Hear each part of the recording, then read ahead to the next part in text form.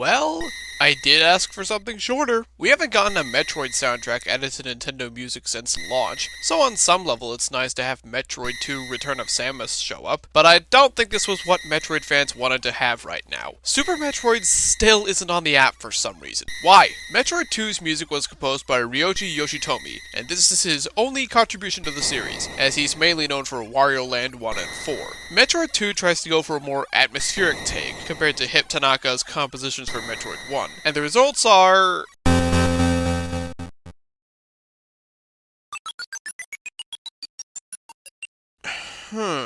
The problem is that this is a Game Boy game, and while the Game Boy has some really solid soundtracks to its name, like Kirby's Dream Land, it doesn't really do atmospheric all that well. It's not all bad. The main theme of SR388 is great. It's weirdly upbeat for a Metroid song, but it's super catchy and adventurous. It's almost as good as Brinstar's theme.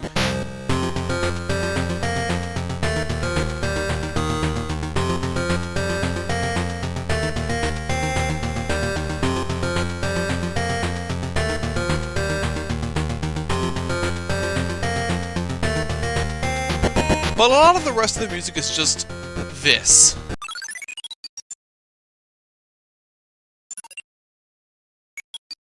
I guess a bunch of beeps was the closest thing the Game Boy could get to ambience, but it's still just a bunch of beeps. This one's even worse. It sounds like a cacophony of 8-bit noises, and it kinda hurts my ears. Sorry in advance.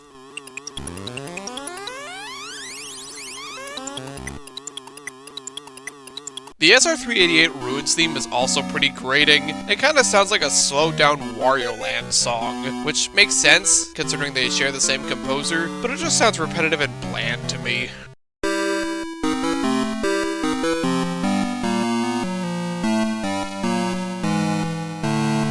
Things do pick up toward the end. The second Depths theme actually sounds kinda creepy, in a good way. The Queen Metroid's theme isn't bad either. I like the build-up, and the chaotic tone works about as well as it can on the Game Boy.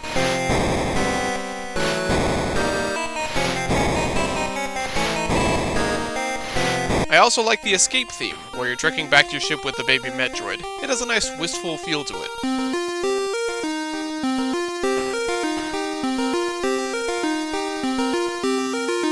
And the ending theme is also pretty good. It's not as satisfying as the first games, but it has a hopeful tone that's really refreshing after leaving the bleak caves of SR388.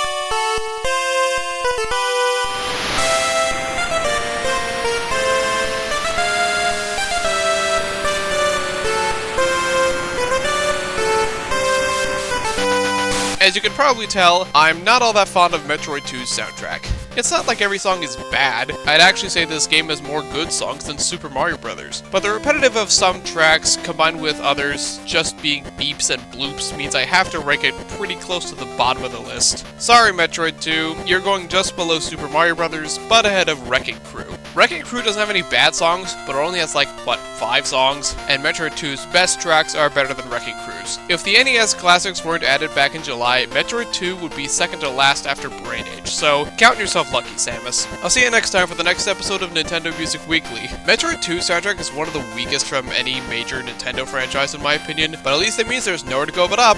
Bye!